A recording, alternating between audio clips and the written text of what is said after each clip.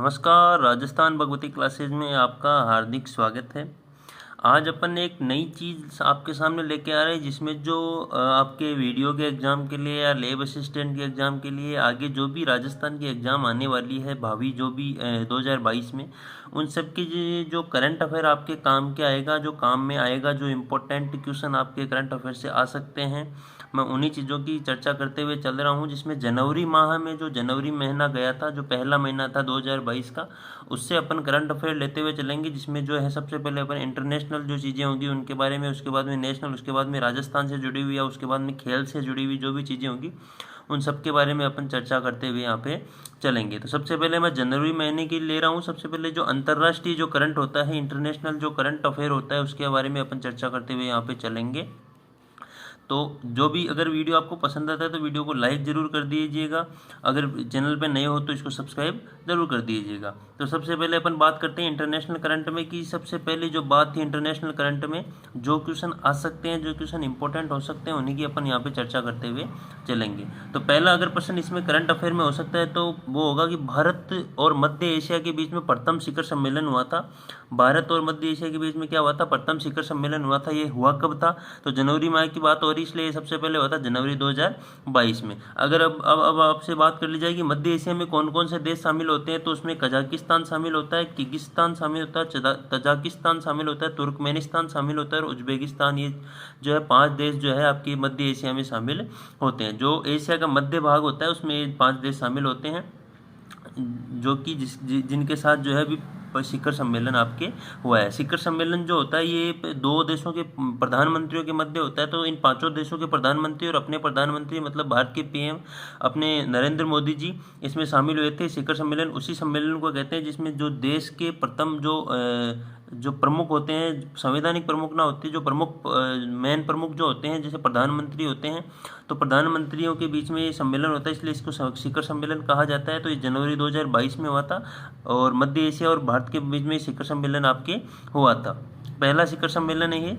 और इसमें जो है ये कहाँ हुआ था ये पूछ लिया जाता है, तो इसमें जो ऑनलाइन मीटिंग हुई थी, मतलब ये ऑनलाइन रूप से हुआ था, इसमें किसी स्थान की जगह का नाम नहीं आता है। अगर बात कर ली जाए फर्स्ट डायलॉग या फर्स्ट वार्ता कहाँ हुई थी, तो 2019 में हुई थी फर्स्ट वार्ता इन मध्य एशियाई देशों के मध्य और भारत के मध्य। ये जो है प्रत्येक 2 वर्ष बाद में आपके होगा। अभी हुआ है 2022 में हुआ था, अब 2024 में आपके शिखर सम्मेलन वापस होगा। ये जो है वार्ता कहाँ हुई थी 2019 में, तो समरकंद नाम से उज्बेकिस्तान में एक शहर है, तो वहाँ पे क्या हुई थी आपकी वार्ता ये हुई थी 2019 में। ये अपना पहला जो प्रश्न बन सकता है उसकी अपन ने यहाँ पे बात कर ली है। अब अपन दूसरी जो बात प्रश्न बन सकता है उसकी अपन यहाँ पे बात करने जा रहे हैं, जिसमें जो है ऑस्ट्रेलिया जापान के बीच रक्षा समझौता अभी वह है। ये इंटरनेशनल से संबंधित है, ज़्यादा आपके पूछे जाने की चांसेस कम रहते हैं, लेकिन फिर भी बात कर लेते हैं कि ऑस्ट्रेलिया और जापान के मध्य भी रक्षा समझौता हुआ था। रक्षा समझौता क्या होता है कि किसी भी दो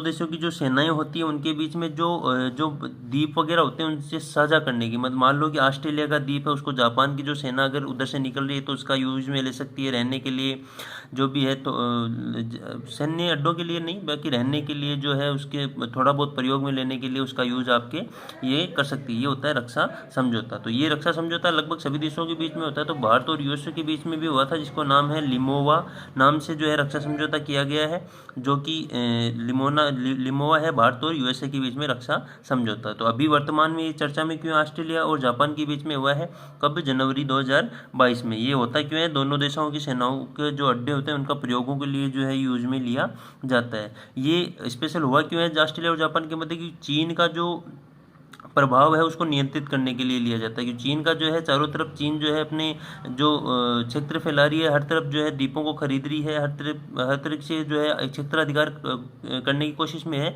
इसलिए ऑस्ट्रेलिया और जापान के मध्य जो समझौता हुआ है जिसमें जो है द्वीपों पर अपना खुद का अधिकार करने के लिए काम इन्होंने किया है। अपन बात करते हैं ये जो है क्वाड एक समझौता होता है, उसके अकॉर्डिंग जो है ये समझौते होते हैं, रक्षा समझौते। क्वाड में जो है इंडिया, यूएसए, जापान और ऑस्ट्रेलिया सभी शामिल है, जिनके मध्य जो है रक्षा समझौता आपके होता है। अगली जो बात है अपने इंटरनेशनल करंट से संबंधित, वो तीसरी है कि इंडोनेशिया की जो है नई राजधानी बना दी गई है, जिसका जो नाम है नूसतारा नाम है। पहले इसकी जो राजधानी थी वो आपके जकार्ता थी, तो जकार्ता से क्या कर दी गई आपके नूसतारा। तो अगर पूछ लिया जाए इंडोनेशिया की नई राजधानी कौन सी बना दी गई, तो नूसतारा नाम से नई राजधानी वो आपकी इंडोनेशिया की बना दी गई है। अगली बात अपन करते हैं, जो बौद्ध सूचकांक आते हैं, जो आपके सूचकांक पूछे जाते हैं उनके बारे में अपन बात करते हैं कि जो सूचकांक होते हैं उनमें जो है जो बड़े सूचकांक होते हैं जिनके बारे में ज़्यादा पूछा जा सकता है उसकी चर्चा अपन ज़्यादा कर लेंगे। जो निम्न जो जिससे स्थान पूछा जा सकता है उनकी अपन वैसे चर्चा करते हुए चलेंगे। तो सबसे पहला अपने पास आता है कि भ्रष्टाचार बौद्ध सूचकांक, जो कि वेरी इंपॉर्टेंट हो सकता है, आप इसका पूरा ध्यान रखिएगा। तो भ्रष्टाचार बौद्ध सूचकांक 2021 जो है वो, उसमें जो पहला स्थान किसका आया है, भारत का कौन सा स्थान आया है, ये किसने जारी करती है, ये चीज़ें अपने को पढ़नी है। तो पहला स्थान जो है भ्रष्टाचार बौद्ध सूचकांक, क्योंकि भ्रष्टाचार में सबसे पहले स्थान पे कौन है, या भ्रष्टाचार में जो है सबसे ज़्यादा मतलब भ्रष्टाचार में सबसे प्रथम स्थान, मतलब भ्रष्टाचार में सबसे कम भ्रष्टाचार किस शहर में है, ये इसका मतलब हो गया प्रथम स्थान। और अंतिम स्थान का मतलब हो गया सबसे ज़्यादा भ्रष्टाचार किस देश में है, इसकी बात करते हैं तो वो होता है दक्षिण सूडान में। तो पहला स्थान भ्रष्टाचार बौद्ध सूचकांक में किसका आया, डेनमार्क, फिनलैंड और न्यूजीलैंड का आया, जिन्होंने जो है 88 अंक प्राप्त किए। लगभग 100 अंक के लगभग अंक देते हैं, जिनमें से 88 अंक जो है इन तीनों देशों ने प्राप्त किए। मतलब यहाँ पे भ्रष्टाचार बहुत ही कम होता है। तो डेनमार्क, फिनलैंड और न्यूजीलैंड जो है पहला स्थान रखते हैं भ्रष्टाचार बौद्ध सूचकांक में। और भारत का अगर स्थान की बात कर ले तो 85वां स्थान आता है भारत का, जिसने भारत ने जो नंबर अधिकृत किए वो 40 नंबर किए हैं। 2020 की अगर बात करते हैं तो 86वीं रैंक भारत की यहाँ पे थी। अंतिम स्थान किसका आता है, तो दक्षिण सूडान जो है इसका अंतिम स्थान आता है। यहाँ पे जो है सर्वाधिक भ्रष्टाचार पाया जाता है। तो सर्वाधिक भ्रष्टाचार कहाँ है, दक्षिण सूडान में है। भारत का स्थान कौन सा है भ्रष्टाचार बौद्ध सूचकांक में, तो 85वां स्थान आता है, 40 नंबर भारत को मिलते हैं। डेनमार्क, न्यूजीलैंड और फिनलैंड जो है ये सबसे ज़्यादा जो है बौद्ध सूचकांक प्राप्त करने वाली देश हुए हैं। इसको जारी करने वाली संस्था कौन सी है भ्रष्टाचार बौद्ध सूचकांक को, तो ट्रांसपेरेंसी इंटरनेशनल नाम से जो है एक संस्था है जिसने जो है भ्रष्टाचार बौद्ध सूचकांक जारी अपने ये करती है।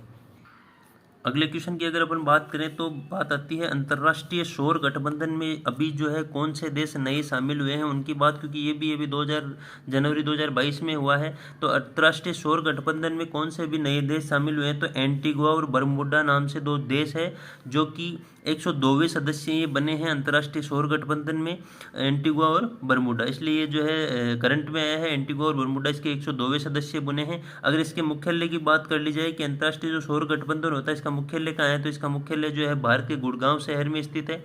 जो भारत के गुड़गांव शहर में इसकी स्थित है। ये जो है अंतर्राष्ट्रीय गठबंधन समझौता कब से स्टार्ट हुआ था, जो गठबंधन है कब से शामिल हुआ था, तो COP21 की एक मीटिंग हुई थी 2015 में, तब से ये कौन सा गठबंधन शुरू अपने अंतर्राष्ट्रीय सौर गठबंधन। अगर इसकी एक और जो है 2020 का जो करंट था उसमें ये प्रश्न आया था कि one sun one world one grade जो सम्मेलन होता है ये कौन से गठबंधन से संबंधित है, तो अंतर्राष्ट्रीय सौर गठबंधन से संबंधित होता है। इसका जो है ग्लासगो सम्मेलन होता है, इसमें इसको लागू कर दिया गया था। तो ये अपना अंतर्राष्ट्रीय सौर गठबंधन में नए सदस्य की बात है। तो नए सदस्य आपको ध्यान में रखना है एंटीगुआ और बरमूडा होते हैं। अगली है Henley passport index. Henley passport index क्यों निकाली जाती है कि जो पासपोर्ट होते हैं सबसे प्रभावी पासपोर्ट किस देश का होता है, सबसे कम प्रभावी पासपोर्ट किस देश का होता है। तो अगर बात करें तो सबसे कम प्रभावी जो है अपने पाकिस्तान का पासपोर्ट माना जाता है कि सबसे जो अंतिम प्रभावी पासपोर्ट होता है वो अपने पाकिस्तान का माना जाता है, क्योंकि सबसे ज़्यादा चेक होने वाला पासपोर्ट कौन सा है, पाकिस्तान। तो अपन यहाँ पे बात करेंगे भारत का कौन सा स्थान आता है हेनले पासपोर्ट इंडेक्स 2022 में। जो है संस्था कौन सी है, तो हेनले एक नामिक संस्था होती है जो कि पासपोर्ट के लिए इंडेक्स निकालती है कि कौन से देश का पासपोर्ट प्रभावी अपने पाया जाता है। तो पहला स्थान किसको मिला है इसमें, तो जापान और सिंगापुर को जो है पासपोर्ट के इंडेक्स में पहला स्थान मिला है। और भारत को कौन सा स्थान मिला है, तो 83वां स्थान भारत को अपने यहाँ पे मिला है, जो कि 2020 में कौन सा स्थान था, 90वां स्थान था। तो भारत ने यहाँ पे प्रभावी रूप से काम किया है और 83वां स्थान मतलब 7 अंक ऊपर उछाल भारत ने मारी है। इसके साथ ही अपन बात करते हैं कि एप्पल एक ऐसी कंपनी बन गई है जो कि $3 ट्रिलियन मार्केट कैप हासिल करने वाली पहली कंपनी कौन सी होगी, अपने एप्पल होगी। तो हेनले के साथ अपने एप्पल का भी ध्यान में रखना। हेनले पासपोर्ट इंडेक्स में भारत का कौन सा स्थान है, 83वां। 2020 में कौन सा स्थान था, अपने 90वां स्थान था। अब अपन बात करते हैं ग्लोबल गेटवे की। जो ग्लोबल गेटवे नाम से एक पॉइंट दिया गया था करंट में कि ग्लोबल गेटवे जनवरी 2022 में दिया गया था कि EU द्वारा चीन के URI प्रोजेक्ट के बेहतर विकल्प के लिए जो है ग्लोबल गेटवे की शुरुआत की गई है। किसकी, ग्लोबल गेटवे की, जिसमें जो है 300 लाख यूरो डॉलर का निवेश इसमें किया जाएगा। ग्लोबल गेटवे जो होती है उसमें जो है EU द्वारा चीन के URI प्रोजेक्ट के बेहतर विकल्प के लिए चीन ने, जो मैंने बताया था कि चारों तरफ जो है द्वीप खरीदने के लगी हुई है, चीन ने चारों तरफ अधिकार क्षेत्र करने के लगी हुई है, तो इसके लिए जो है बेहतर विकल्प खोजने के लिए जो है 300 लाख यूरो डॉलर का निवेश यहाँ पे जो है ग्लोबल गेटवे द्वारा किया जाएगा। अगला जो प्रश्न है अपने नेशनल न्यू डेवलपमेंट बैंक के बारे में जो है क्वेश्चन आएगा कि इसके न्यू डेवलपमेंट बैंक एक संस्था होती है जो कि इसमें जो है कुल सदस्य 9 होते हैं, जो कि अभी इसमें वर्तमान में नया सदस्य जुड़ा है, 9वां सदस्य, जिसका नाम है मिस्र या इजिप्ट आप इसको बोल सकते हो। तो न्यू डेवलपमेंट बैंक जो होती है इसमें एक नया सदस्य जुड़ा है जिसका नाम है मिस्र या इजिप्ट। इसके कुल सदस्य जो होते हैं 9 होते हैं। इसमें जो है मिस्र के अलावा बांग्लादेश, UAE और उरुग्वे, ये जो है पीछे के जो सदस्य हैं 4 उनकी अपन बात करें, जिसमें मिस्र जो है लास्ट 9वां सदस्य जुड़ा है। बांग्लादेश, UAE और उरुग्वे भी इसके जो है सदस्य हैं। बाकी इसके 5 देश और सदस्य इसके माने जाते हैं। तो न्यू डेवलपमेंट बैंक कभी करंट में क्यों है, क्योंकि इसमें जो है नया सदस्य जुड़ा है मिस्र जिसका नाम है इजिप्ट, और कुल सदस्य कितने होते हैं इसमें 9 होते हैं। अगली जो है लास्ट जो इंटरनेशनल करंट से संबंधित जो लास्ट बात है वो अपन इसमें कर लेते हैं कि world employment social outlook report जो है किसके द्वारा जारी की जाती है। तो एक इंपॉर्टेंट क्वेश्चन आपके लिए हो सकता है कि ये जो रिपोर्ट है वो ILO अंतर्राष्ट्रीय श्रम संगठन जो है इसको जारी करता है, जो कि बेरोजगारी पर जारी की जाती है, जो कि 2022 में जारी की गई है। इसके बारे में इतनी ही सूचना दी गई थी, इसलिए मैंने आपके सामने इतनी प्रस्तुत की है। तो world employment social outlook report जो है ILO अंतर्राष्ट्रीय श्रम संगठन द्वारा जारी की जाती है, जो कि बेरोजगारी पर आपकी जारी की जाती है। तो आपके जो भी इंटरनेशनल करंट 2 जनवरी से संबंधित था वो मैंने आपके सामने प्रस्तुत किया है। अगर आपको लगता है कि ये मेरे द्वारा बनाया गया वीडियो आपके लिए किसी भी एग्जाम में काम का हो सकता है तो आप वीडियो को लाइक जरूर करना और चैनल को सब्सक्राइब जरूर करना।